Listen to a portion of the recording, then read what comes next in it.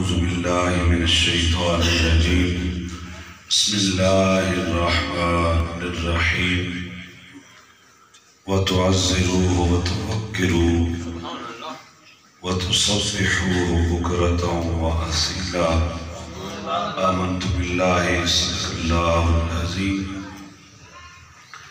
إن الله وملائكته يصلون على النبي يا أيها الذين آمنوا صلوا عليه وسلموا تسليما اللهم صل على سيدنا ومولانا محمد النبي الأمي وآله وبارك وسلم عليه الصلاة والسلام عليك يا سيدي يا رسول الله وعلى آلك وأصحابك يا خاتم النبيين.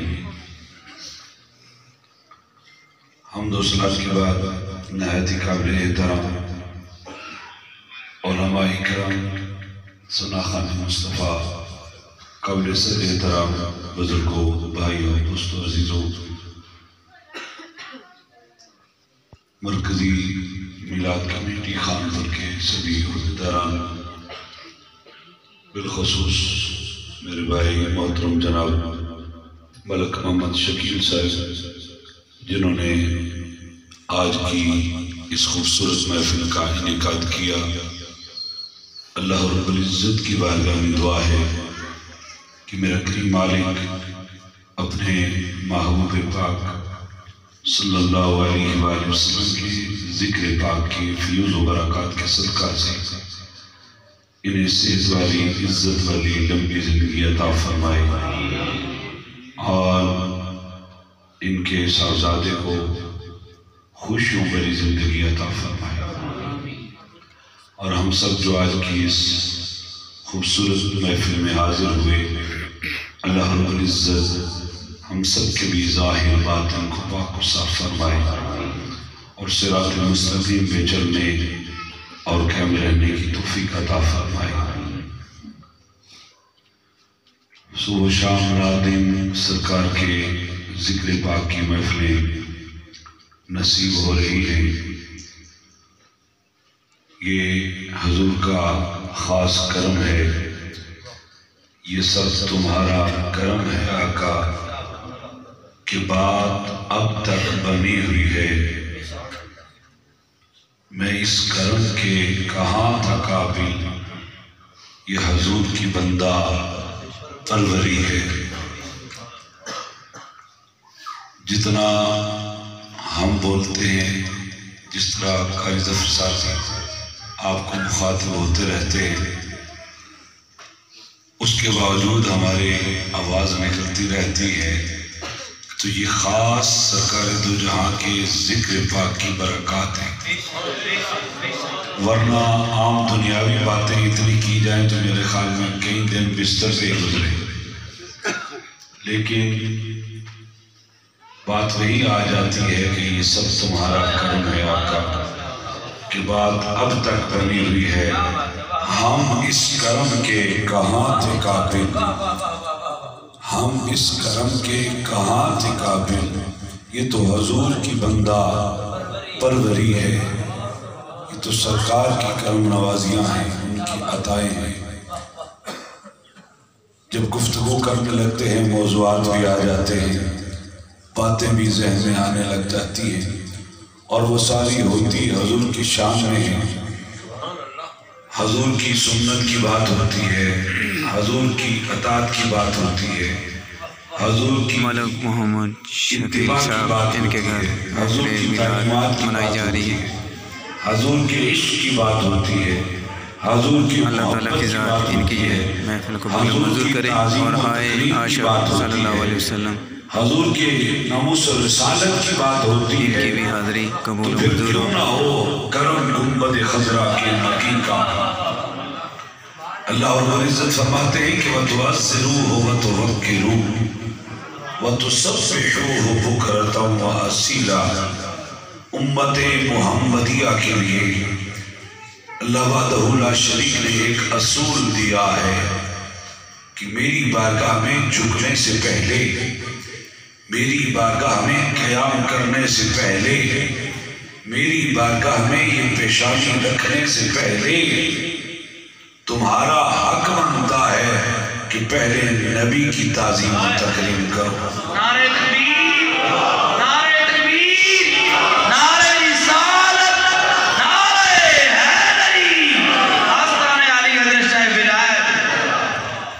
گویا بتایا یہ جا رہا ہے کہ میری توحید سے پہلے، میرے ذکر سے پہلے، میری بارگاہ میں یہ پیشانی رکھنے سے پہلے، اے میرے محبوب کے امتی، تیرا حق یہ بنتا ہے کہ جس ہستی نے تمہیں یہ راستہ دیا ہے، جس ہستی نے تمہیں یہ سلیقہ سکھایا ہے، جس ہستی نے تمہیں یہ طریقہ بتلایا ہے، امتی ہونے کے ناطے پہلے اب تیرا حق یہ بنتا ہے کہ میرے محبوب کی تعظیم و تکریم کر، پھر صبح و شام میری پاکی بیان کر۔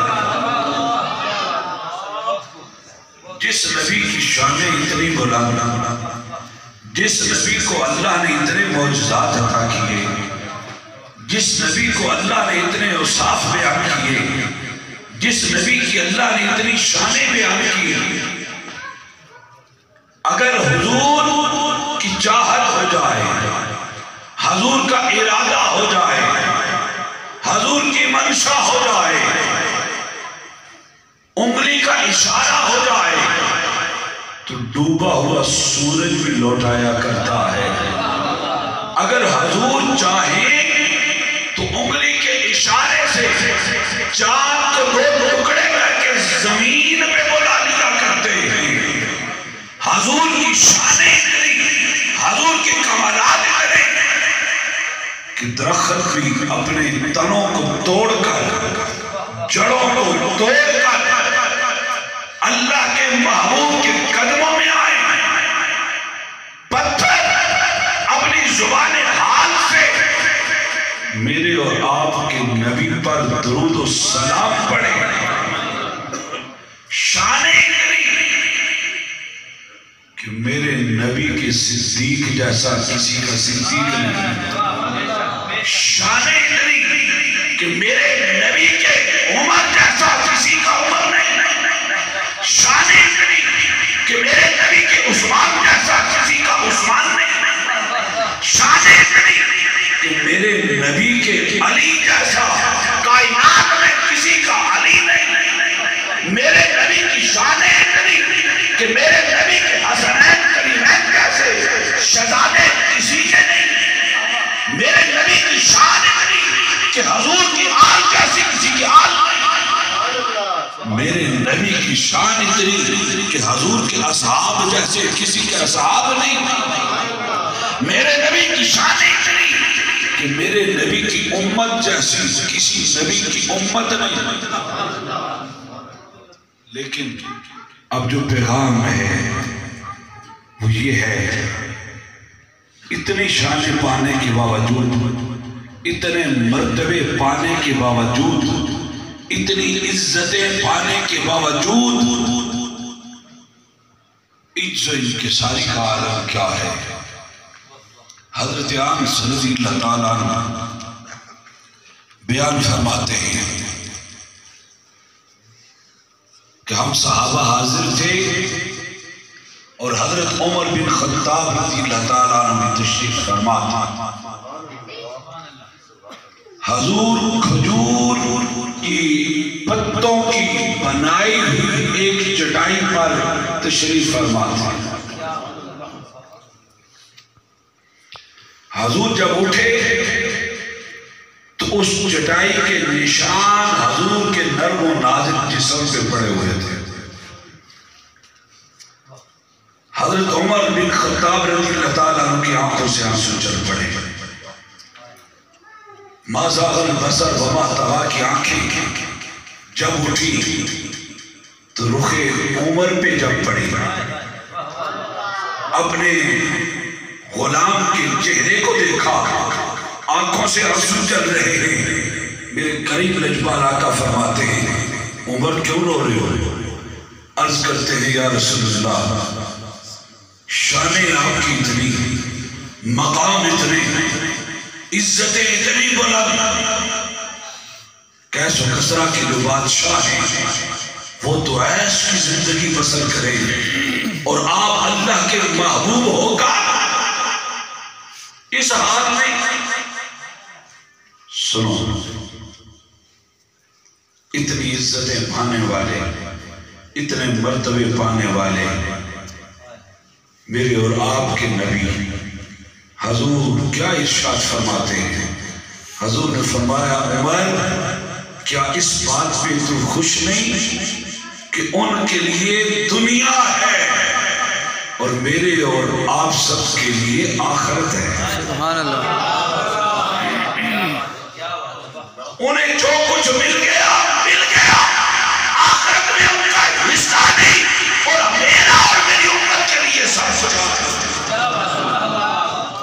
اس لیے اپنے مقدروں پہ ناز کیا کرو، یہ امیری غریبی کچھ بھی نہیں ہے، یہ بڑا چھوٹا کچھ بھی نہیں ہے۔ دعا یہ کیا کرو کہ ہمیں اپنے نبی کی غلامی نصیب ہو جائے، ہمارے دلوں کے اندر ہمارے آقا کی محبت بس جائے، ہمیں عشق کسی اور غیر سے نہ ہو، ہمیں عشق ہو بھی تو آمنہ کے لال جس کی شان اللہ نے قرآن میں بیان کی ہے، تو پھر ہم اس ذات پر کیوں نہ پڑھیں؟